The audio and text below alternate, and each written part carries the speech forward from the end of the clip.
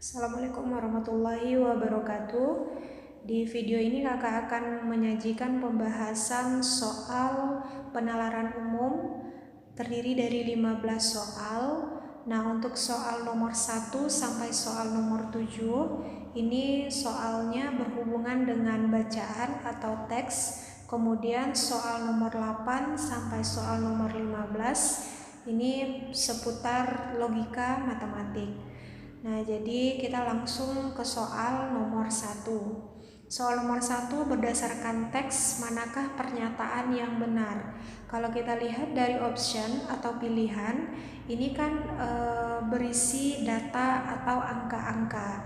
Jadi salah satu trik yang bisa ada digunakan adalah nggak usah baca bacaan. Jadi kita langsung jadikan data itu sebagai kata kunci untuk setiap option, melihat pernyataan di setiap pilihan itu betul atau salah. Oke, kita langsung ke option A. Katanya di sini angkanya adalah 133,94 juta. Nah, kalau kita lihat di dalam bacaan, angka ini berada di paragraf pertama. Dan angka 133,94 juta ini dari bacaan merupakan jumlah angkatan kerja Indonesia pada kuartal 1 di tahun 2018. Option A ini katanya data 133,94 juta ini adalah data tahun 2019. Berarti option A salah. Lanjut B. B berarti angkanya atau datanya adalah 127,07 juta. Nah, ini juga berada di paragraf 1. Berdasarkan bacaan, angka 127,07 juta ini merupakan penduduk yang bekerja. Kalau option B katanya ini merupakan jumlah orang yang menganggur. Berarti B juga salah. C, angkanya adalah 6,87 juta. Nah, 6,87 juta ini berada di kalimat terakhir paragraf 1. Nah, berdasarkan bacaan ini adalah jumlah orang yang menganggur. Nah, kalau option C katanya jumlah 6,87 juta itu merupakan orang yang bekerja. Berarti C juga salah. Yang D, katanya penyerapan angkatan kerja tahun 2019 didominasi bidang pertanian. Nah, ini berada di paragraf kedua. Nah, kenapa paragraf kedua dengan kalimat penyerapan angkatan kerja tahun ini bisa kita simpulkan sebagai tahun 2019? Karena di bacaan sebelumnya atau di paragraf 1 itu menunjukkan tahun 2018. Berarti tahun ini yang dimaksud di dalam paragraf 2 adalah tahun 2019. Nah, apakah betul didominasi bidang pertanian? Kalau kita lihat bidang pertanian sebesar 30,46%, perdagangan lebih kecil 18,53%, kemudian industri pengolahan sebesar 14,11%. Berarti betul ya, di tahun 2019 yang dominan itu adalah bidang pertanian. Oke, berarti untuk soal nomor 1 jawabannya adalah D. Lanjut soal nomor 2. Berdasarkan teks di atas, penyerapan angkatan kerja tahun 2019 di bidang perdagangan. Ini tadi dijelaskan di paragraf kedua kan? Nah, di bidang perdagangan sebesar 18,53. Berarti jawabannya adalah yang B. Oke. Lanjut nomor 3. Berdasarkan teks, penyerapan tenaga kerja dari sektor e-commerce di regional meningkat sebesar. Berarti ini dijelaskan di paragraf keempat. Nah, bisa kita lihat di kalimat kedua. Penyerapan tenaga kerja dari sektor e-commerce di regional ini meningkat hingga 40,7%. Ya udah, berarti jawabannya untuk nomor 3 ini adalah A, 40,7%. Lanjut nomor 4. Berdasarkan teks di atas, perusahaan e-commerce yang cukup gesit menarik talenta yang berpengalaman adalah. Ini dijelaskan di paragraf kelima. Oke. Nah, Shopee cukup gesit menarik talenta yang benar-benar berpengalaman untuk posisi strategis di sejumlah departemen. Berarti untuk yang nomor 4 ini jawabannya adalah E, Shopee ya. Lanjut, nomor 5. Berdasarkan diagram di atas, persentase pertumbuhan karyawan Tokopedia dalam 2 tahun adalah, berarti kita fokus ke Tokopedia. Datanya, oke, kita lihat ya. Datanya di sini untuk tahun 2018 itu kan jumlah karyawannya adalah 2003. Nih. Jadi ada datanya 2003. Ini di tahun 2018. Kemudian di tahun 2016 itu datanya adalah 886. Jadi ini ya, mungkin kurang nampak. Jadi datanya adalah 886. Nah, untuk menentukan persentase berarti adik-adik tinggal kurangi 2003 dengan 866, ini tinggal dikurangi, kemudian tinggal kita bagi dengan 886, kita kali 100%, makanya dapatnya adalah 126,1%. Bisa ya? Jadi untuk yang nomor 5 ini jawabannya C. Lanjut, nomor 6. Jadi nomor 5 ya, nomor 6. Nah, di sini katanya jumlah karyawan paling rendah di perusahaan e-commerce Asia Tenggara pada tahun 2018. Berarti yang paling rendah bisa kita lihat dari diagramnya yang paling rendah. Ini yang paling tinggi nih, kalau untuk Lazada. Kalau yang paling rendah berarti ini ya, ini kan yang paling rendah. Nah, berarti ditunjukkan oleh perusahaan Zalora. Berarti jawabannya untuk yang nomor 6 ini adalah E. Oke. Lanjut ya. Lanjut kita nomor 7. Berdasarkan diagram di atas, manakah pernyataan yang salah?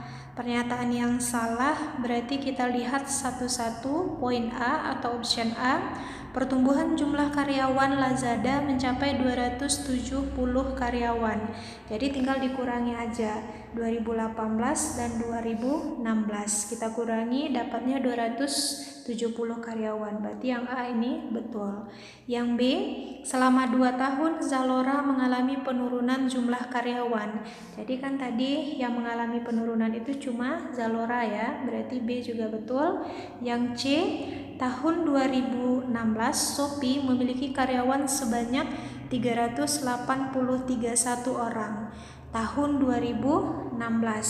Nah, yang 3.831 itu adalah di tahun 2018, bukan di tahun 2016. Berarti yang salah adalah pernyataan yang C. Oke, adik-adik, sekarang kita lanjut ke soal nomor 8. Jadi katanya di soal nomor 8 ini menanyakan hubungan antara nilai A, B, dan C. Nah, jadi kalau kita lihat dari soal nomor 8, katanya A itu nilainya sama dengan 3/8 dari 64. Jadi 60 dari itu bisa kita kasih operasi matematik tanda kali ya. Berarti 3/8 dikali 64. Oke. Nah, 64 sama 8 ini bisa kita sederhanakan. 8 3 kali 8 24. Jadi nilai dari A 24. Terus cara yang sama kita gunakan untuk menentukan nilai B. Jadi nilai B itu katanya sama dengan 3/5 dari 40, berarti 3/5 kali 40. 40, 5, 8, 3 kali 8, 24. Berarti bisa kita simpulkan nilai A itu sama dengan B.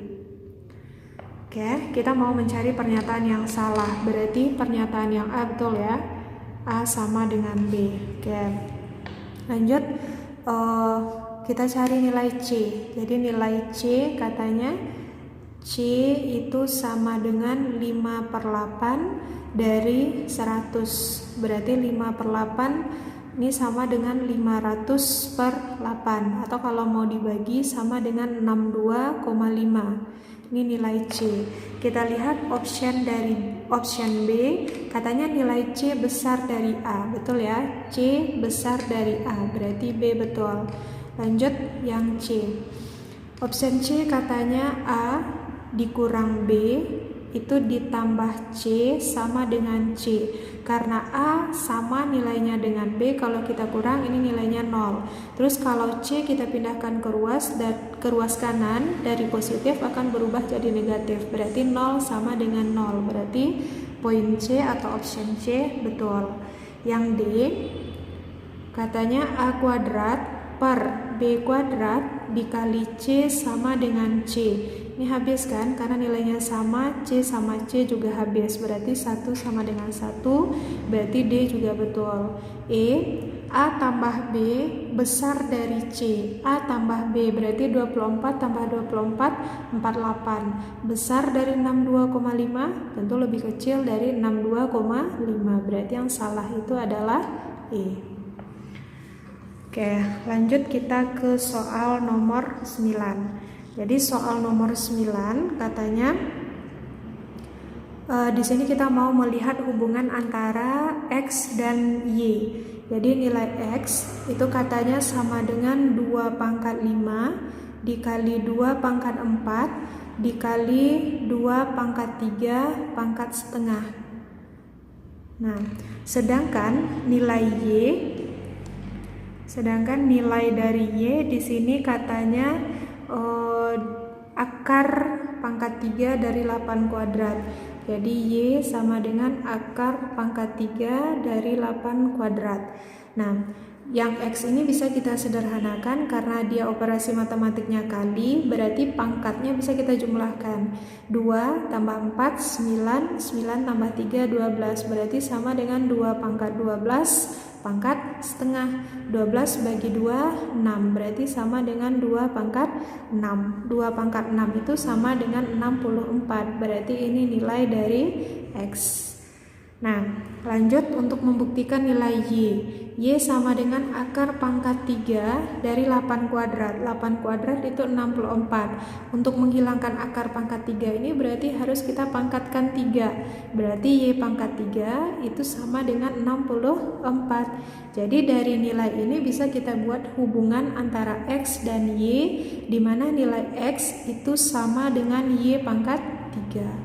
Berarti jawaban nomor 9 adalah A.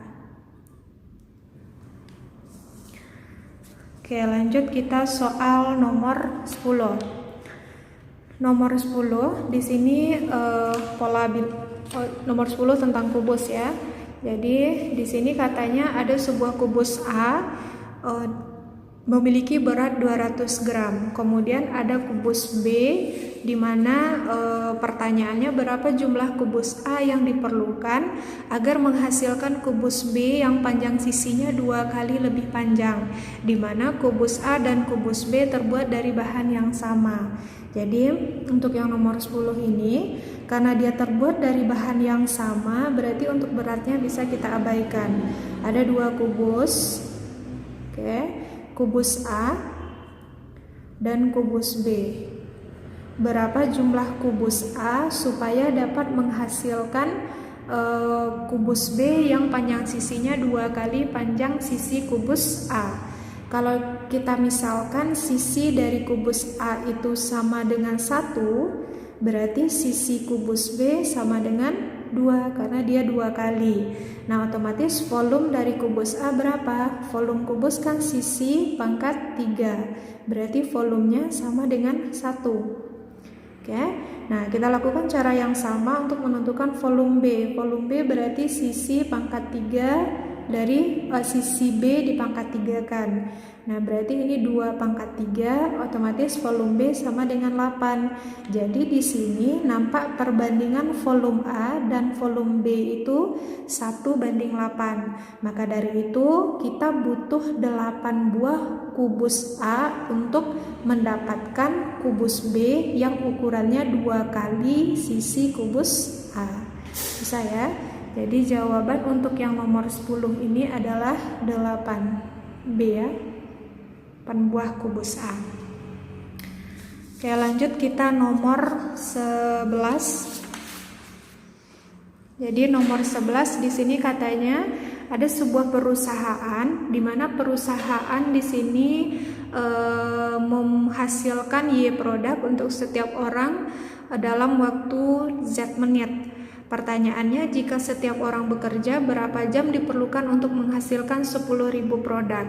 Berarti di sini kalau misalnya kita lihat ada yang divariasikan dan ada yang tidak divariasikan. Yang tidak divariasikan itu adalah untuk data orang, kan tetap X ya setiap orang.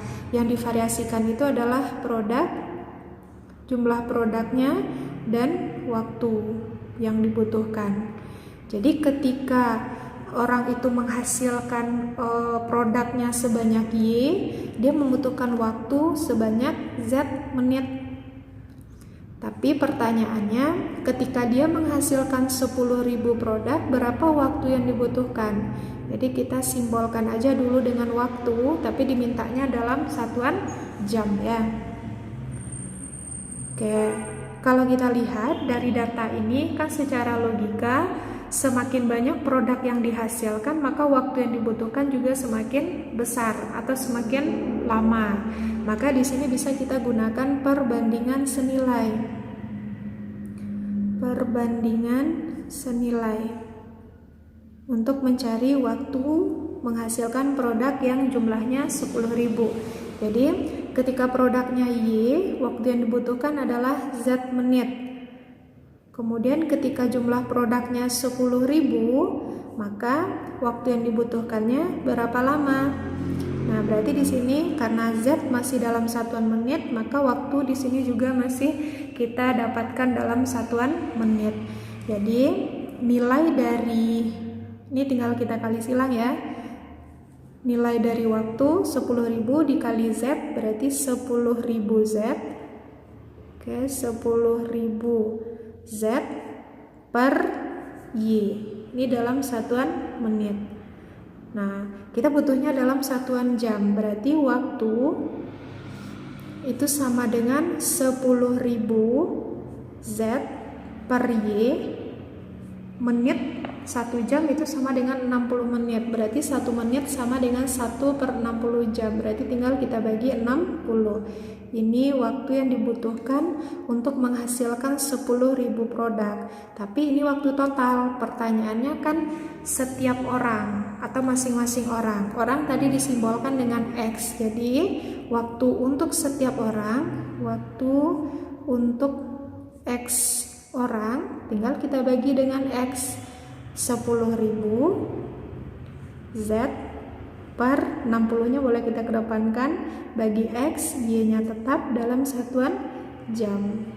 Ini jawaban untuk soal nomor 11. Berarti jawabannya adalah yang A. Oke, lanjut kita soal nomor 12. Untuk soal nomor 12 di sini kita harus menemukan berapa nilai S. Nah, kalau kita lihat untuk gambar 1, ini nomor 12, untuk gambar 1 kan ada 3 buah gambar, di atasnya ukurannya sama, bentuknya sama. Jadi trik atau tips yang bisa ada digunakan adalah kalau gambarnya sama, ukurannya sama, bisa kita gunakan operasi matematik kali atau tambah. Nah, di sini karena ada 8 nilai di bawahnya, coba kita gunakan perkalian. Kita kalikan 2 kali 4 kali 8, 2 kali 4 8, 8 kali 8 64. 64 ini apa hubungannya dengan 8 yang di bawah? Berarti akar 64 itu sama dengan 8. Oke. Nah, berarti bisa kita cari nilai S untuk gambar 2. Jadi gambar 2 kita lakukan cara yang sama. 6 kali 3 kali 2, 18 kali 2, 36. Akar dari 36 sama dengan 6. Berarti nilai S-nya adalah 6. Jawaban untuk nomor 12D. Oke, lanjut kita ke soal nomor 13. Nah, di soal nomor 13 ini sama ya dengan soal nomor 12. Kita diminta untuk menentukan berapa nilai di kotak yang tengah untuk gambar 2. Nah, berarti di sini bisa kita lihat untuk gambar nomor 1, gambar pertama, nilai di tengahnya itu 10. Berarti kita harus mencari polanya 16, 4 hubungannya supaya dapat nilai 10. Nah, ini kan ukuran gambarnya berbeda walaupun bentuknya sama.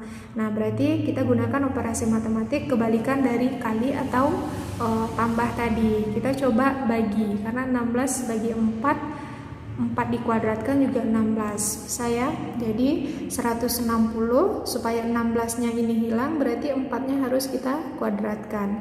Berarti 160 bagi 16, 16 habis berarti sama dengan 10. Ini nilai dari data yang di tengah. Nah, berarti bisa kita gunakan cara yang sama untuk menentukan gambar 2. Berarti 539 kita bagi 7 dikuadratkan, berarti 539 bagi 49 sama dengan 11. Jadi jawaban untuk nomor 13 ini adalah A. Oke, lanjut kita soal nomor 14. Nah, di soal nomor 14 di sini ada 6 buah kotak. Kotak yang pertama dan kotak yang kedua itu ukurannya sama lagi. Bisa kita gunakan perkalian. Berarti untuk gambar 1 kita mau mencari nilai di gambar kedua ya. Berarti kita coba 5 kali 7 ditambah 9, kita kurangi 11 karena 3 angkanya di bawah, berarti kita coba bagi 3. Ini sama nilainya dengan 5 kali 7, 35 ditambah 9 kurang 11 dibagi dengan 3. Oke, 35 tambah 9 44 ya. 44 dikurang 11 dibagi dengan 3. 44 kurang 11 33. 33 bagi 3 11. Dapat pola untuk gambar pertama.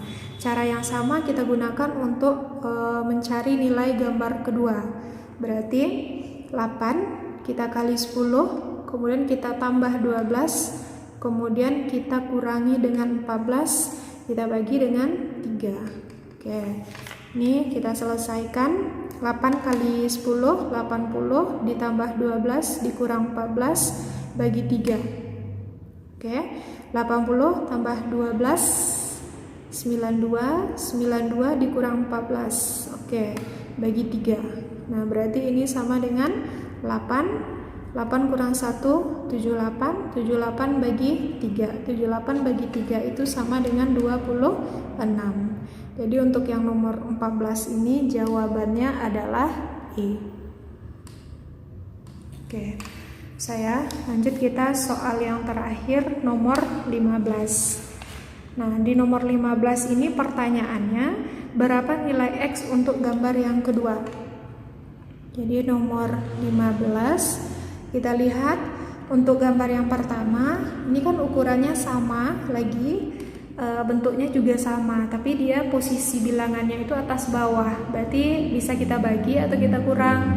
Kalau kita bagi rasanya nggak mungkin ya, karena nilainya akan terlalu kecil. Padahal nilai di segitiga itu adalah 15. Coba kita kurangi, berarti 624 dikurang 399. Ini berapa? 225. Hubungan 225 dengan 15 itu akar ya. Akar 225 adalah 15. Dapat kita pola untuk gambar 1. Kita gunakan pola yang sama untuk gambar 2. Berarti kita kurangi 725 dikurang 364 berarti ini 361. Akar dari 361 adalah 19. Oke, berarti nilai X pada gambar 2 19. Jadi jawaban nomor 15 ini adalah B.